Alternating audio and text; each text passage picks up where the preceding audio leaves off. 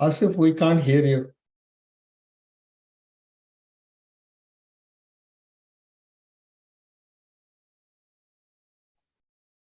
All right, folks, welcome back. We are now going to do the Lora paper reading.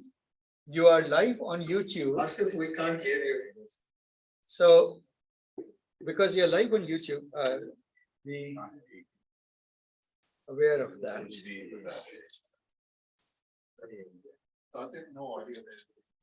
Audio, are you guys able to hear me?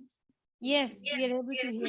You are able to hear We me. can. Okay, guys, this paper is one of the big, I would say, very interesting results that solved a critical problem. The problem is of scarcity of hardware resources. As the models become bigger and bigger, we have one problem.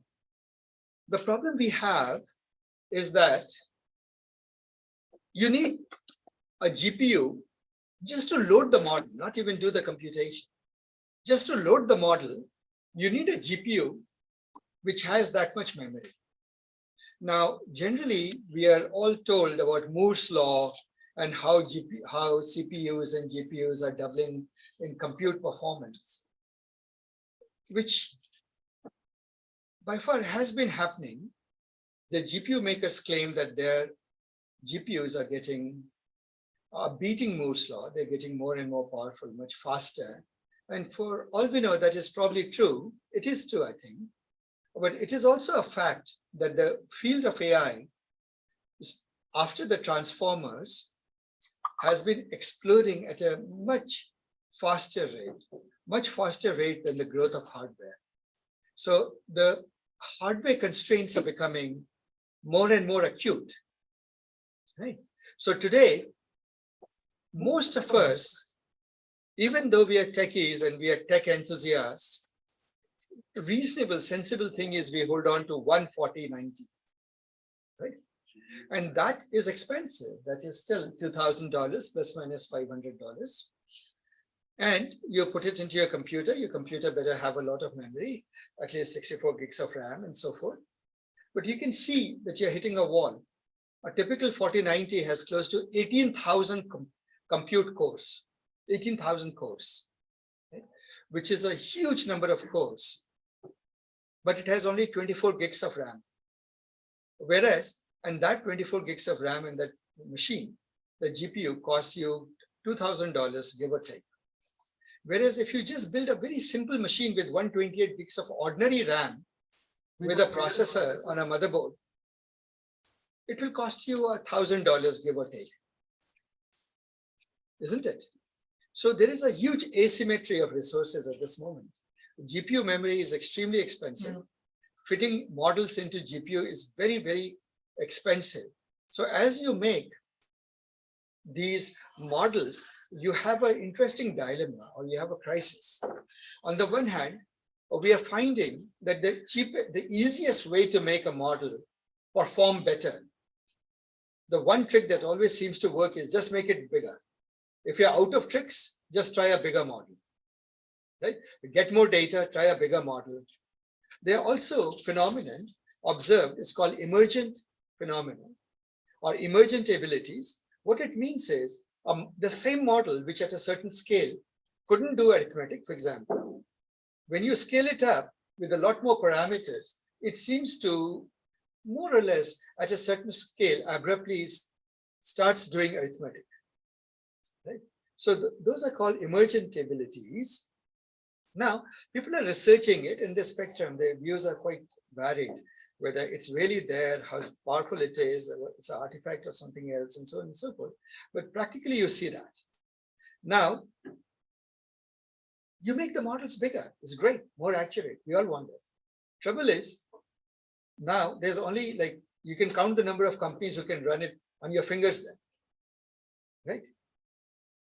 It doesn't work like that. So what do we do? What do you and I do? We're sitting, we are the beggars sitting with our 4090s, sitting by the wayside and hoping we could do some AI. So that is where all of these methods like model distillation, you remember we did distillation, right?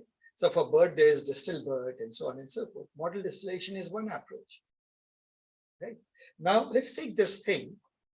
When you have a model today, we have a two-phase approach. You start with a foundational, what people often call foundational model for whatever value you put on such terms. The idea is, I would use just the word pre-trained models. The reason it sort of makes sense to call them foundational is because, like, for example, BERT, it has been trained on a very trivial task, masked language model, but it is capable of doing a whole variety of tasks. Right? It can do classification, it can do this, it can do that. Right?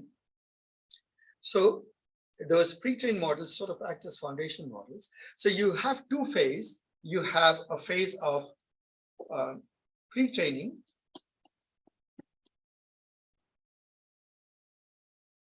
and then you use it. Good enough? Does it solve your problem or your problem? If the answer is yes, you're done. If the answer is no, then what do? You still have to fine-tune it on your domain-specific data or your own specific data, right? Fine-tune it on, say, domain-specific or task-specific data. Does it make sense? You can do that, right? And obviously there are other variants. The other thing you could do it is you could then feed, you could instruct it, use instruction, in context learning and so on and so forth. There are other techniques that you can use, but broadly, this is where you are. You can do prompting, prompt engineering. You can do fine tuning. So the other alternatives are prompt engineering, prompt instruction engineering, right? And see if that works. But when those things don't work, then finally you say, okay, I need to fine tune this big model. But when you fine tune the model, there is now comes a consideration, which is also a very practical consideration. Let's take these things. The favorite for quite some time of the open source has been the Llama 2 models. 70 billion parameters. I think there are versions of it that are 13 billion, 7 billion, 30, and so on and so forth. Right? Even those, to load it onto your machine, quite often you have to do 16-bit quantization, 8-bit quantization, 16, even 4-bit. The joke is that Praveen keeps making that finally we'll have to make it 1-bit quantization. Zero-bit quantization.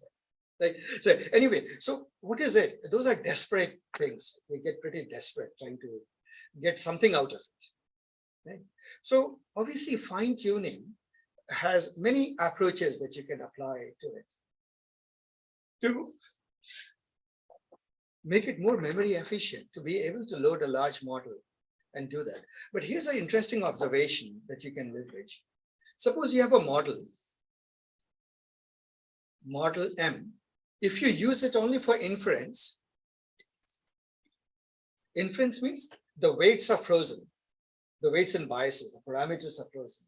If the parameters are frozen, and I'll make a snowflake here to imply that they are frozen, then you do only forward pass computations.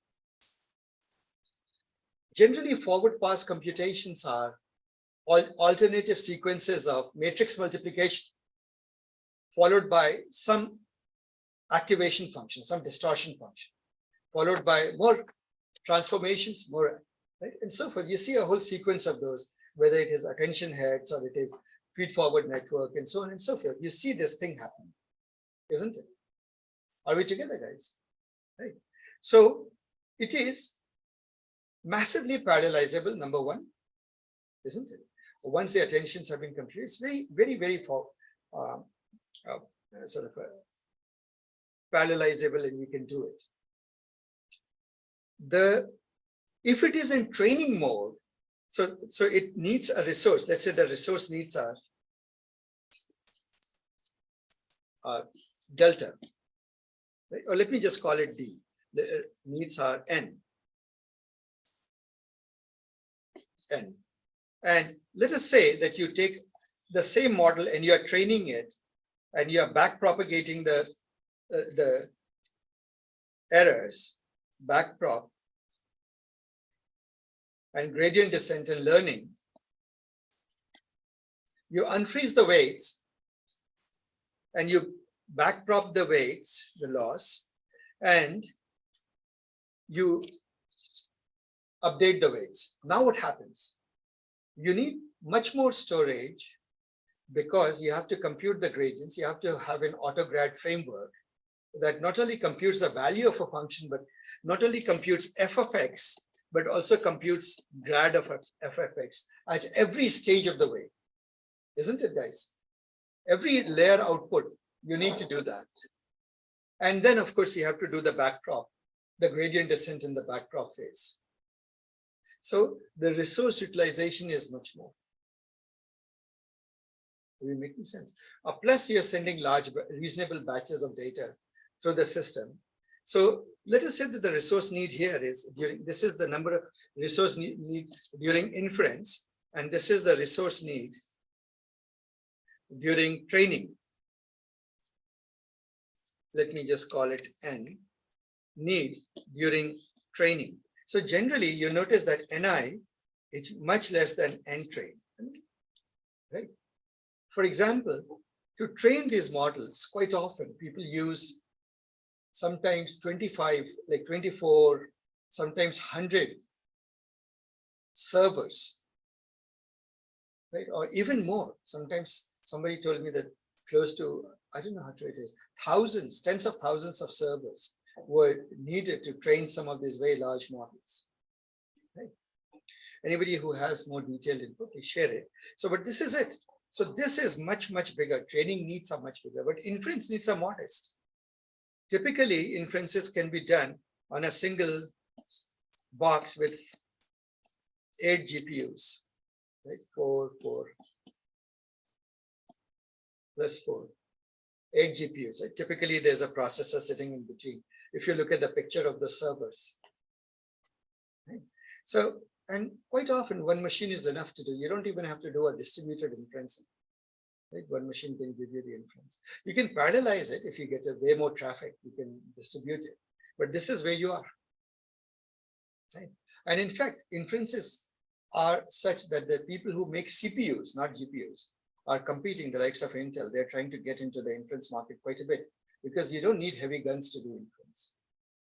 Right? Now comes the interesting question. What do you do? Suppose you and I want to fine-tune a model. Right? So we want to do domain adaptation. Let's say that you want to adapt it to, I'll give you an example. You say something is short, right? We are short of food. Doesn't look like a crisis. We just go to the grocery and get some. We are short of cabbages. But if in the financial markets, in the financial world, if you say we are shorting on this stock, that has very specific meaning. It probably means that there is this person believes that that company is going to tank, right? So words can have different meanings. So let's say that you want to do emotion, something very basic as sentiment analysis. The same words, the same language can have very different meanings when you do in specific domains. So you want to do what? Suppose you have a model, big model, and you get a data set. You will get fine-tuning data. So the traditional approach is this is made up of, let's say, 200 billion parameters. Let's take a number, 200 billion parameters. You take a 200 billion parameter model and you say, we need to fine-tune it. What does fine-tuning mean? Fine-tuning traditionally means you unfreeze the weights, some or all the weights, right? And then you you start not with a completely random model, but this trained model, pre-trained model. And from there, you run a few cycles, a few epochs with this data, specific data, labeled data. Fine tuning is usually done with labeled data. Right? So now, if you have enough hardware resources, it's business as usual. You can say that's fine. But if you don't have enough to unfreeze the model and run your gradient descents and so on and so forth, it gets sensible to ask, surely there has to be a smarter way around it. And people have been coming up with a lot of smart ways, memory efficient fine-tuning ways. Lora is one of the best, really nice way of doing it. And how it does it is quite interesting. So before that, let's look at some of the prior approaches. You could, for example, unfreeze only some of the last layers. Why would you do that?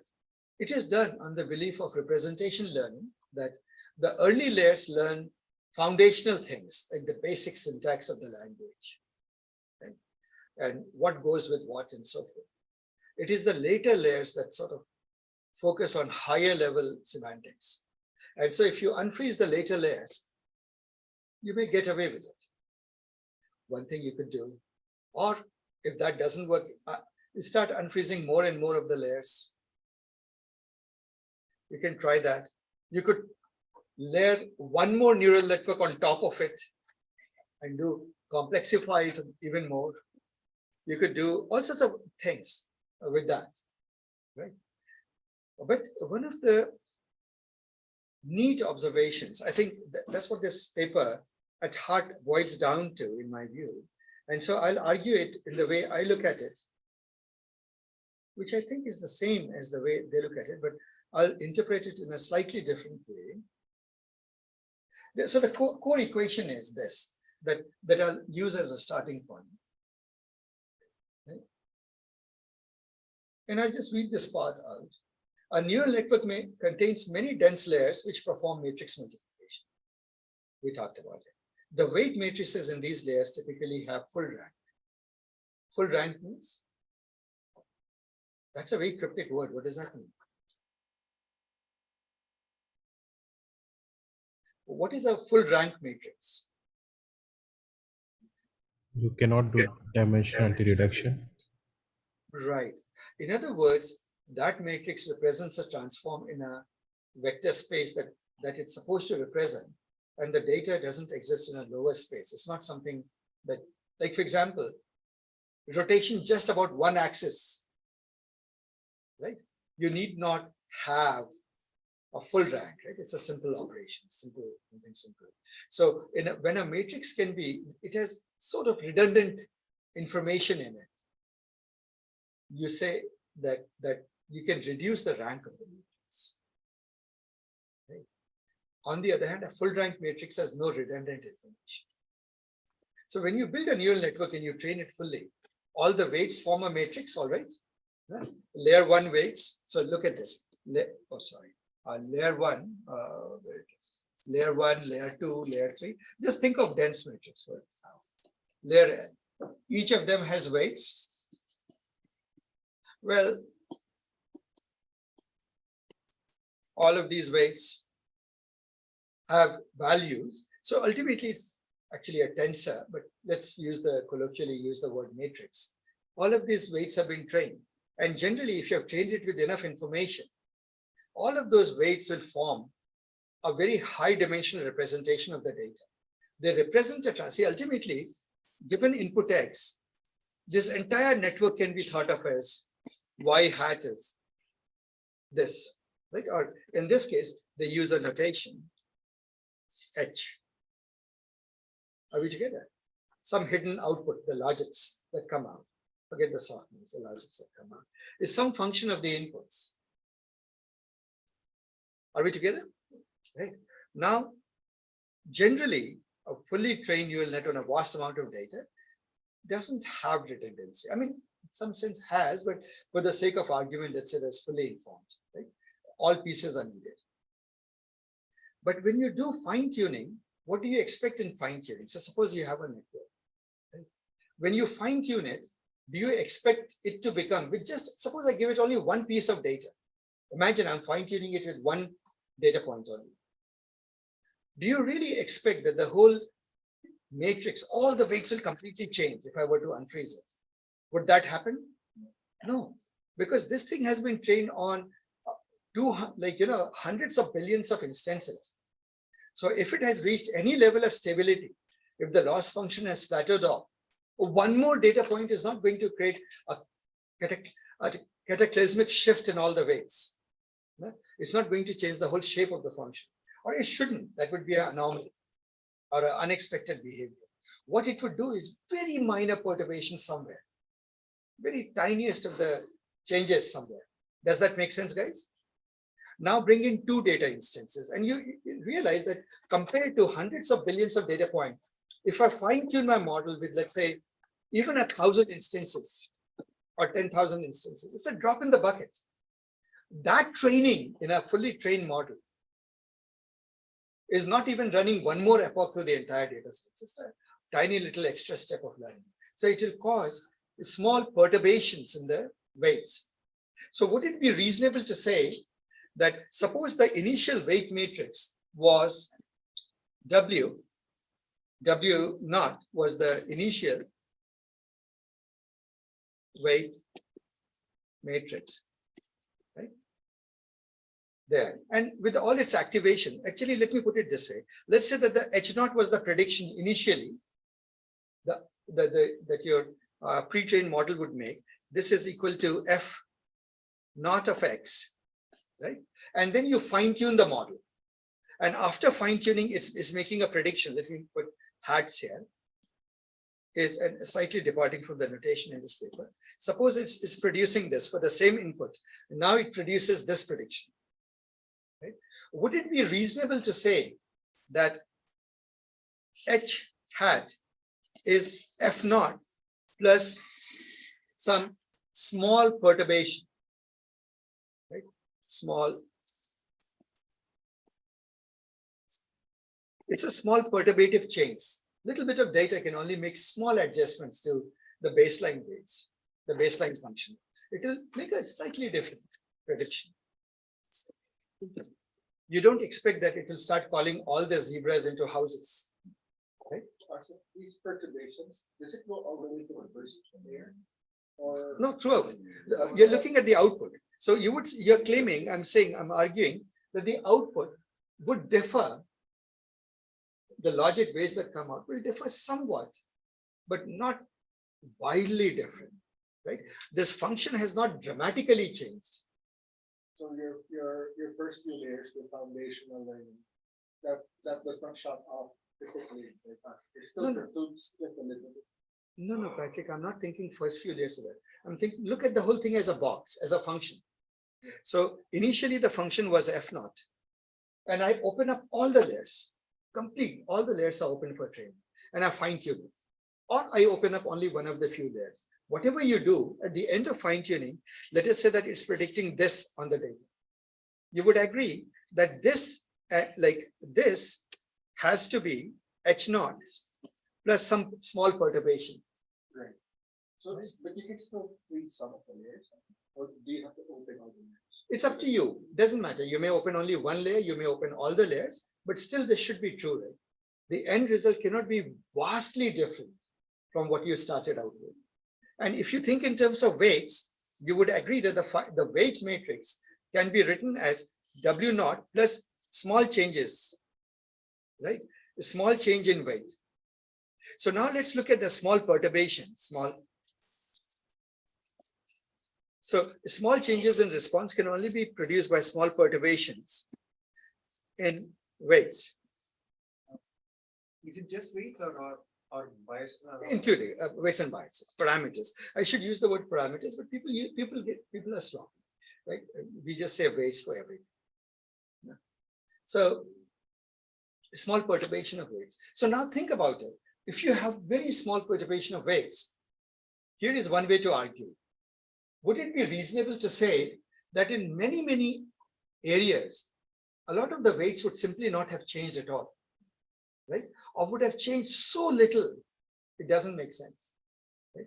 or very small changes. So now I'll give you one alternative way of looking at it. See, this delta W is the new learning, isn't it?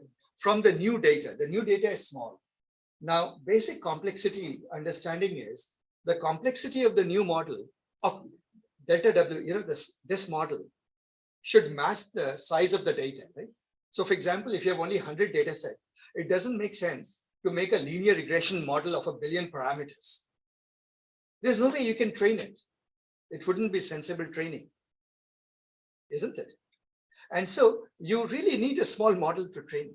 So therefore, you can argue intuitively that this delta W, even though it has all of the size, let's say that the initial matrix was big, 1 billion parameter matrix, 200 billion parameter matrix, delta W intrinsically, even though it looks like a 200 billion parameter matrix, intrinsically it cannot be that complex. Hidden in there is a lower dimensional representation.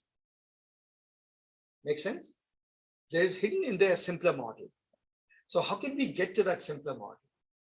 One idea that you could use is your idea, and here you hark back to your encoder decoder. Do you remember what did encoder decoders do? What does an encoder do in an encoder decoder, autoencoder? It creates a lower dimensional representation, hidden representation, right? You create this.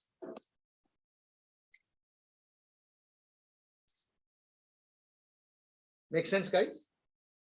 This is what you create. And then in such a way that suppose this is the hidden, x becomes h of x, and then you reconstruct it, it becomes x prime, the x prime minus x, which is the prediction. This is your loss function, and you minimize the loss function. Means you find that hidden representation that pretty much reconstructs the whole data. And when you do that, you achieve a significant dimensionality reduction. And in terms of matrices, a lower rank matrix representation, a lower dimensional vector representation than the original data, isn't it? You have taken the data from, let's look at the digit, the MNIST digits, 768 dimensions, is that right? 28 cross 28 is 720, 764. 764 dimensions, right? You take that vector, if I could reduce it down to, let's say 10 dimensions, right? That's good, right? Because the intrinsic dimensionality is only 10 or 3 dimensions, right? And it turns out that when you do that in 2 dimensions, 3 dimensions, it's sort of two smaller dimension, but you get the clue that the real dimensionality is actually close to that. It is not in the range of 700s, but by the time you reach even 20, 30 dimensions, you're doing pretty well. So what it means is that the intrinsic dimensionality is lower in the data. Am I making sense? You can get away with it. And so that's the argument used here, that can we use that thinking and say delta W is actually, let's say, I don't know which one they call A and which one they call B, but one is the mirror of what one brings it down. Let's say that this is A, B, right? So you apply A to it and then you apply B to it, or maybe BA. I don't know which one. So if we take it down to that multi-dimensions, will it learn to overfit? No, underfit.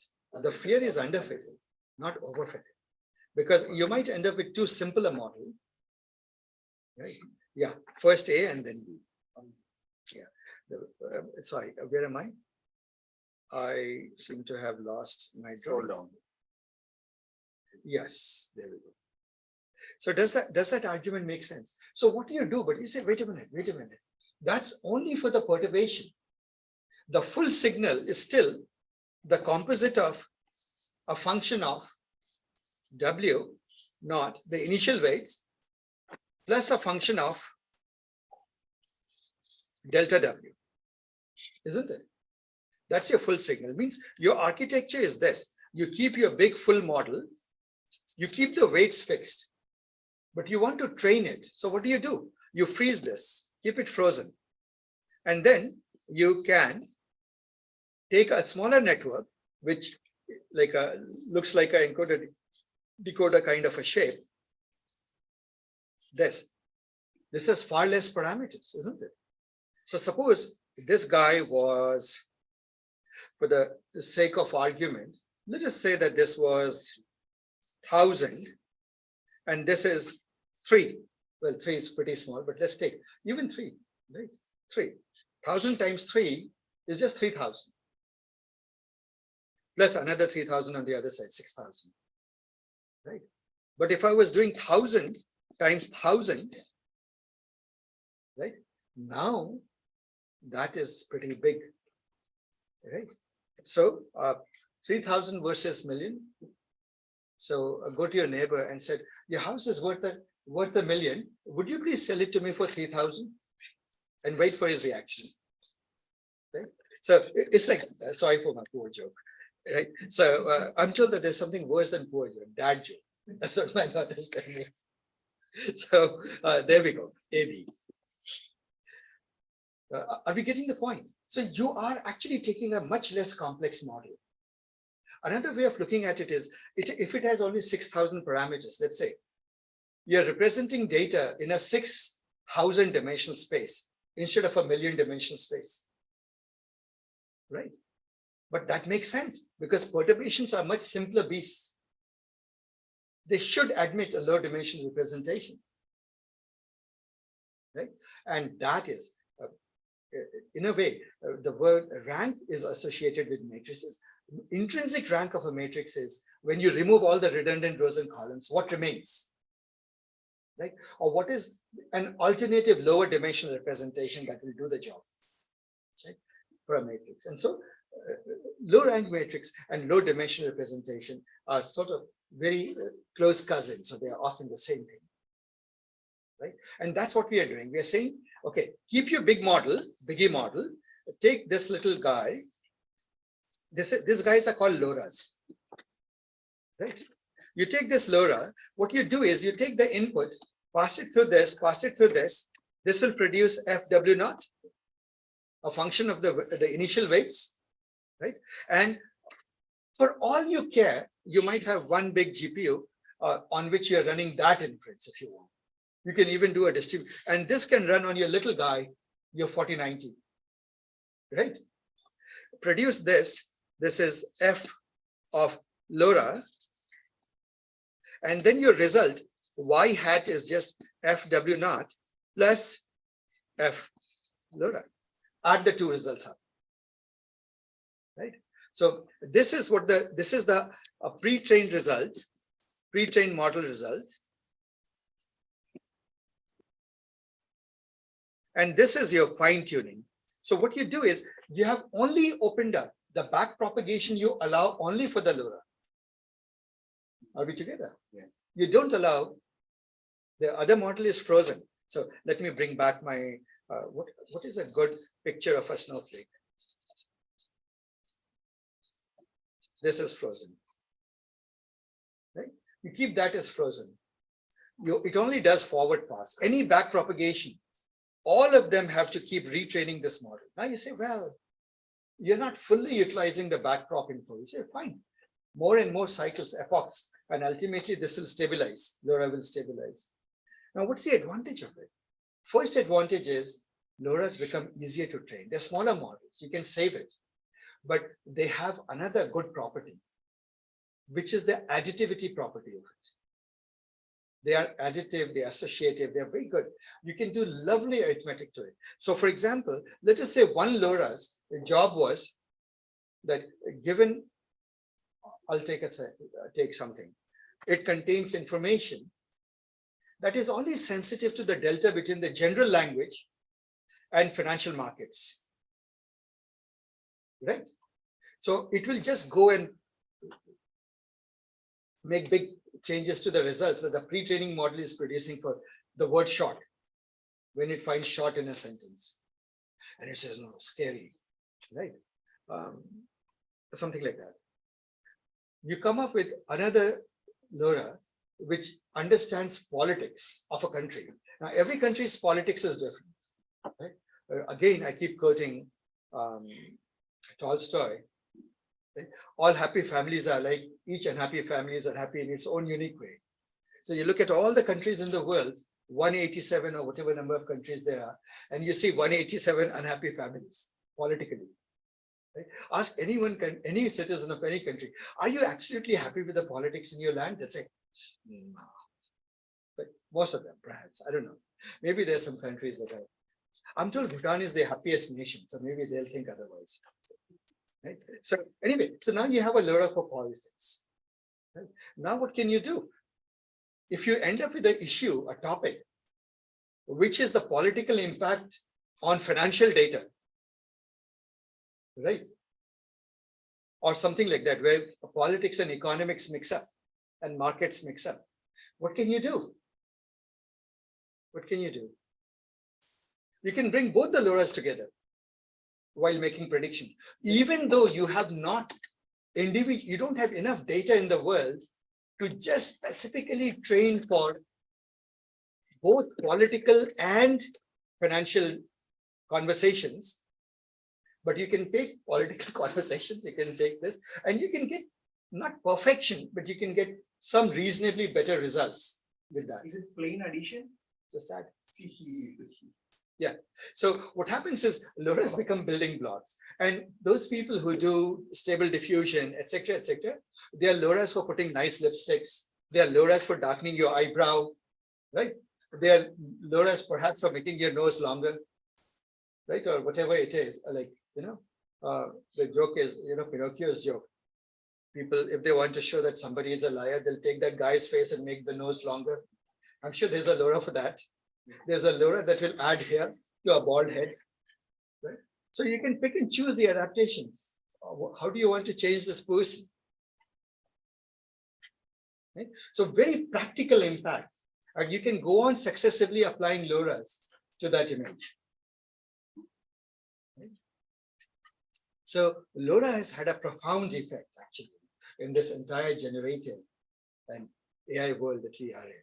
Asif, how do we come up with the low rank weight matrix for the Lora? Oh, you need data to fine tune it. You need fine tuning data for your problem. No, how do we build this low rank weight matrix that you have for the No, Lora? you just take a new, so weight matrix is what? A neural network. So you leave the initial neural network alone, you take a smaller neural network. So just do exactly what you did.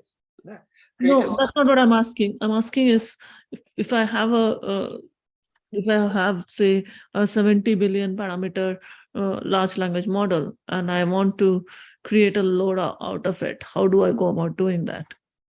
You said something about that every model has lower dimensionality, so we have to pick the lower dimensionality weights, right? Yeah. So so first of all, one of the interesting results is how do you pick the dimensionality? And when you look at the results of Lora, experimental results, they are quite surprising actually. I will show you. There's a table of results. I want to speak. So we have a question whenever you're ready. No, let me answer this first. I want to show something interesting, that you can do Loras of very low dimensionality and still get very, very good results. So it is a lot of hit and miss. So Masri, there is no, at this moment, right, you don't have a hard and fast rule. People have hacked and played, and they have figured out that this is good enough. Right?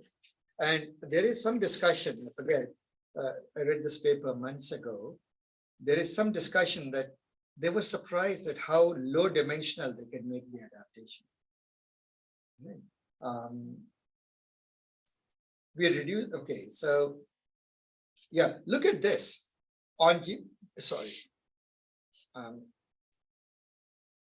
Look at this statement. With R is equal to only 4, means they're projecting data down to just 4 dimensions, right? And only the query and value projection matrix is being adapted. The check size is reduced to this amount, and yet actually their performance doesn't degrade too much, right? they can do their fine tuning just fine with that. So you can practical benefits are huge. So to drop it down to a lot of to a much lower dimension. Does this mean that in your data set it's gonna handpick only just a few big like commonalities from that? Yeah, see what it is doing is it is basically asking, in some sense, I have learned the language. Right? So people in the Lora will often give this sort of example that so Amrit has just gone through college. Right? He wants to learn model fine tuning. He has to take one deep learning course, right? Which is a small addition, but that course you cannot take unless the base model is there. And all of those 17 years of learning are behind Amrit. Because it's additive knowledge, a delta addition. Just one course is enough. But if you had to take a baby and teach that person fine tuning, neural network fine tuning, you have to start with ABC, right? And do the whole journey. But here, one course is all. So how much content is there in one course? Very little. Right? Though Amrit won't agree. He'll say I have to work very hard for that course. But still a finite amount of work. The same thing is with Lora. If you have to just learn a little bit, to capture that learning, you just need a few ways. That's the gist of the idea. So let's say for the images, you just want to let it learn the neckties. Yeah.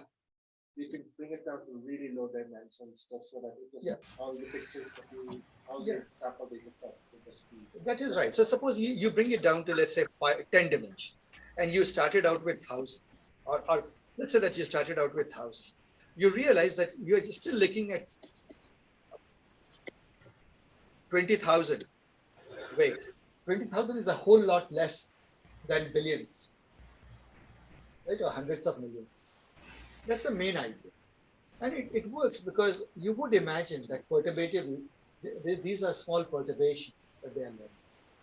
So the number of So I see. the Lora and the number of dimensions, those are 100 grams.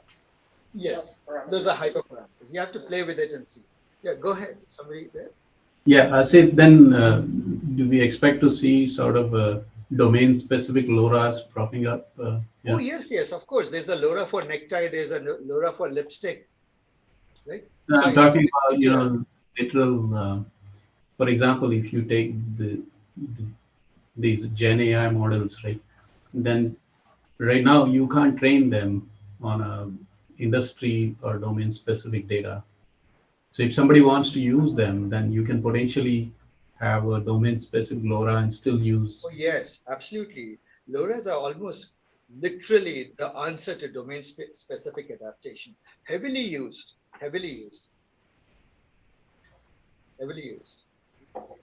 Is that what these, for example, the C3.AIs of the world, are they relying on these kind of concepts when they are coming up with industry-specific solutions, AI solutions? See, Lora is one technique, right? It's a very powerful technique. And then there is QLoRa, which brings about quantization of the data. Actually, why don't I, even though this paper doesn't talk about it, let me give you the idea of the quantized Lora. The next evolution of Lora is QLoRa, right? QLoRa. It's spelled with little q, little o. So what is QLoRa? See, it is all observing the shifts in weight. The perturbations of weight, they all happen around the base weight. They have, if you look at the perturbations of, or let me put it this way, if you look at all the new weights, Lora weights, they are all very small. And if you build a histogram, they all have a normal distribution, which makes sense, right? Because most of those weights that you learn, they're either zero or because nothing happened, or very small shifts from the norm. It is very unlikely that some particular weight would have learned a lot, would have made a big departure, big step away from the baseline, isn't it? The baseline being, because it's zero, let's say a normal distribution. So based on this fact, what people said is that I know something unique about the distribution of the weights in a load. So what can I do? I can create a special quantization machine. I can create a new data type. So, you know, in your programming, you have data types like integer, float, bool, right? Short, long, and so forth. Now, when do you use a short? When you notice that some number is going to not be big, just a few values, isn't it? So things like that. Here you know something very special and very machine learning specific. The weights are normal distribution. So what can you do? You can create a new data type, normal flows, which does optimal bucketization of the bell curve. Knowing that most values are centered here, it will put far more values here. Actually, I should have made the far off ones more spaced out. Right. So let me remove a few of these. Right. And far more bins near the center. And if I use this, I can replace every value. Let's say I can replace this value with just this approximation. Right? Are we together? So for example, I can replace 0.11339, which is 0.1. Does that make sense, guys? And so I need far less space to save this weight. Am I making sense, guys? So that is quantization into a normalized float, normal float. When you bring that, you have suddenly taken a number, you know, you take float 64-bit, 32-bit, whatever it is, and you have reduced it down to 4-bit or 8-bit. Isn't it? Or 16-bit, whatever you like, but in a very efficient way, because you're exploiting something that is not true of all numbers, but that is only true of numbers in this specific context. That's only true of weights in a model. Right? You exploit that. So when you do that, it becomes Q Lora. To do this, you need to know the range of variation, right? Variations are always perturbations around zero. No? So given the fact that you have W not taken away, the shifts from W is what you are looking at. So the shifts will be small perturbations around zero. So you would have more values near to zero, range of values, and as soon as you move away, makes sense. Eh? Yeah. In other words, most weights won't change at all. Some weights will change. Very rarely, some weights will change drastically. So is it like instead of a linear variation, you have something like a logarithmic variation? Like Bell curve, bell curve, Bell bell curve distribution. So Q Lora is basically a further approximation over Lora. One more additive step.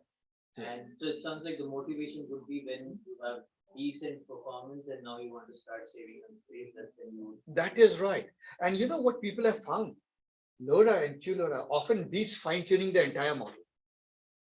Why would that be true? Because when you're fine-tuning the whole model, your gradients is, you know, the changes are propagated throughout. And you don't know whether the whole thing is in an unstable state. You're unlearning also something. Right? So remember that every time you do some fine-tuning or domain adaptation, you don't know what the model is unlearning.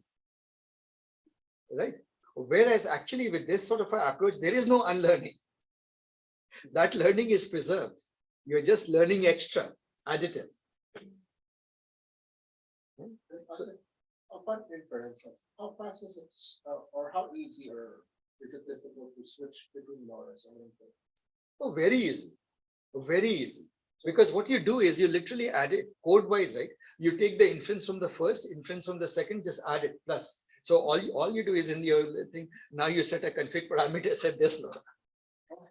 So we can essentially create a language model that can either talk to a physician versus talk to a lawyer. Exactly, exactly. You can do that. Right. And no cost to inference. It's just a matter of switching to Lora. That's right. That's right. Can you repeat the question? I couldn't hear. That was Patrick, right? Patrick asked this question: how easy is it programmatically to switch Loras? And I say very easy because it's just a config. which Lora to load and use inferences for. And you can do adjectives and so, and you're doing it in stable diffusion and so forth. Right? In fact, you were the person who used a Lora to put some face on a horseback, isn't it? So you're practically using There's it. a bit for LLM, so it's just not like their inference server. That I was just wondering if the Lora is it gonna have to affect your inference serving machine? Or No, it's the same thing. So if you think about it, stable diffusion, etc., in a very rough and not quite way, it is encoder, decoder, and LLM in between. Those diffusion models, yeah, to some extent. So Asif, a question on this switching that I think I understand what Patrick is saying, but assume that you did this QLoRa on different problem sets, right? It's we say within the same domain. Then you can have all of them existing with the original model itself, right? So if I know how to put a mustache and then you want to put an eyebrow, let the eyebrow be hanging around. That will not show up a hit, correct? Yeah, that's right. You just change the space to 0. That's it. Correct. You do that. That's what you do basically, right? It is ultimately the same thing. The only thing is that every time you load a Lora, remember there's a memory footprint to it. So you don't want to load a Lora and then multiply its results by 0. So Lora doesn't go cross model. Oh, it can go cross model. It can do whatever. Everything that you're doing, you can do with it. So when we say quantization of a model, is this the same thing that we are doing? Are we using this normal float data type? See, model quantization is a broad topic and people use many techniques, but this is certainly one of the popular ones. If you want to quantize down to lower dimension for floats, lower number of bits for float, normal float is actually a good approach because it is memory efficient, especially in the context of Lora, right? Because you know that those Lora weights are going to be perturbations around 0. That's it. All right, guys. So did we understand that paper? That ends our paper reading part. I will end. If anybody has a question, please ask. Was that helpful, by the way? Was this session useful? Yes. Okay, good. And I'm going to any major questions before I end this session? We don't fine tune anymore with the advent of Lora. There's no need to fine tune anymore. No. The fine tuning is captured in the Lora. Right. I meant like fine tuning, like opening up the last few layers. Oh yeah. You don't touch the previous model. It's not. You don't touch it. You capture all the learning in the Lora itself. So that's standard practice now, because like a few years back, right? Yeah. See, the world is at this moment pretty chaotic. Everybody is doing whatever they want, right? And hoping it works. See, having been in two different worlds, the mathematical world and the engineering world, is interesting what each world thinks of the other. Engineering will think mathematicians are a bit abstract and not practical. Mathematicians will look at all this deep learning engineers, neural network engineers, say, you know what they do? They hack till something works, and then a post hoc they put some interpretation on top of it and write it. It's both sides have some truth to it, but the fact of the matter is, in the deep learning world at this moment, many things are learned just by hacking and seeing what works, right? Experimentation. And many things are learned by reasoning carefully and learning. So all approaches work. So are people still opening up last few layers? They are. Are people using Lora? They are. And there are many more. Lora is just one of the techniques. So as we make progress in the bootcamp, I'll be talking about many other papers. Like irrespective of whether it's float or normal float, the binary representation remains the same, right? So is there a calculation or equation that can help us to convert a float value to normal float? No, I'll give you an example. If you take a number, a float, and you just chop off, like you just say that I'm not going to keep too many, like if I know that the number size will never exceed, let's say 3, right? Will never exceed 3. So then, and never go below -3. So how many levels do you need? 3 here, 3 there, 0 in between, 7. Yeah. To catch a 7, how many bits do you need? 3 bits, maybe 4 bits, right? You can do it like that. But if you don't know, and your number can be any size, and you try to capture it in 4 bits, Now, how would you do it? Minus infinity to plus infinity, how would you capture in 4 bits? There is no way, right? So that is the difference. So when you normalize the data, a normalized data, normal curve within that, and normalized data, z value, it's called z score. Z score, almost all the data is between -3 and 3. Is the nature of it, the statistical nature of it. But here aren't we supporting more range of values near 0 and less? You could do that, or you could just say, I'm going to have only 4 bits if I have just 4 bits, right? All I need to do is the boundaries. I'll keep, so I won't have fixed boundaries like -3, -2, minus. What I can do is between 1 and -1, I can have maybe, instead of just 2 levels, I can have 4 levels. And the 5th, 6th, 7th, 8th level will capture everything from 2 to infinity and -2 to minus infinity. You realize that, right? So you give a little bit more concentration of buckets. If you have 8 buckets, give 4 to the just 1 to -1 range. Let us say hypothetically, and then 2 buckets to, so maybe 1 bucket to go from 2 to like 1 to 2.5, and another to go from 2.5 to infinity. Right? So And likewise the other way around. These buckets, like how do we mathematically represent that? Literally any value that is closest value, the closest value to the bucket. Right? So is it close to 0? 0. Is it close to 1? 1. Is it close to 2.5? 2.5. Is it close to whichever? That is it. Rounding is basically rounding to those bucket boundaries. As simple as that. That's it. That is it. Then it's essentially the bit reduction, right? You know, from 8 to 4. Yes, That's it, huge. right? I mean, from 32 to 4. Yeah. So that is Q Lora. All right, guys. So with that, I'll end today's session. Read the paper, guys. These things have far-reaching impact in practical terms. This is the only time you'll have busy lives. You won't get time to read this paper carefully. While you're at it, please do read it today.